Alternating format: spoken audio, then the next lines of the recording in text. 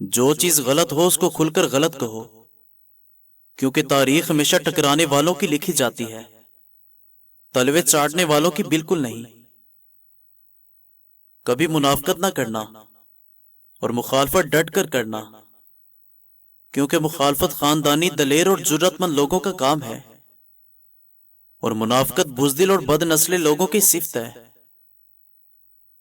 تمہیں پتہ نہیں تمہاری موت کتنی مرتبہ تمہارے پاس آئی، لیکن تمہارا اپنے عزیزوں رشتہ داروں کے ساتھ اچھا حسن سلوک کرنا ہر بار تمہاری موت کو ٹال دیتا ہے۔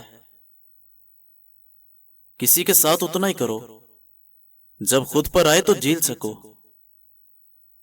سکون چاہتے ہو تو زندگی میں اپنے مکانوں پر نہیں بلکہ انسانوں پر خرچ کرو۔ جھوٹ کی رفتار تو بہت تیز ہوتی ہے، مگر منزل پر ہمیشہ سچ ہی پہنچتا ہے۔ خدا تعالیٰ کی لعنت ہوتی ہے ایسے انسان پر جو ماں، اولاد اور بہن بھائیوں میں تفرقہ ڈالتا ہے۔ انسانوں کی اکثریت کو کبھی نہ دیکھو کہ وہ کس طرف جا رہے ہیں، بلکہ آپ سیدھا اور صحیح راستہ اپناؤ، چاہے اس راستے میں آپ اکیلے ہی کیوں نہ ہو۔ کسی کم ظرف کو اپنے سر پر مت چڑھاؤ، کیونکہ وہ اپنی اوقات بھول جائے گا۔ اور ناظرین، زندگی کی پریشانیاں ہمیشہ آزمائشی نہیں ہوتی، بلکہ کبھی سوچو تو صحیح کہ یہ تمہارا مکافات عمل بھی ہو سکتی ہیں۔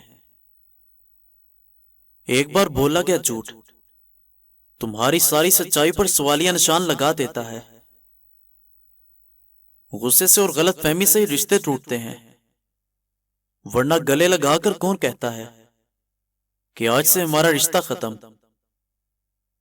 عورت کے مبارک ہونے کی نشانی یہ ہے کہ اس کے ہاں پہلی لڑکی پیدا ہو۔ جو انسان کسی بھی نقصان پر صبر و شکر سیکھ لیتا ہے، اللہ پاک اس کے نقصان کو نفع میں بدل دیتا ہے۔ تلخ باتوں کا جواب تو ہر کوئی دے سکتا ہے، مگر اکثر انسان کی اچھی پرورش زبان کو روک لیتی ہے۔ تمہیں پتہ نہیں تمہاری موت کتنی مرتبہ تمہارے پاس آئی، لیکن تمہارا اپنے عزیزوں رشتہ داروں کے ساتھ اچھا حسن سلوک کرنا ہر بار تمہاری موت کو ٹال دیتا ہے۔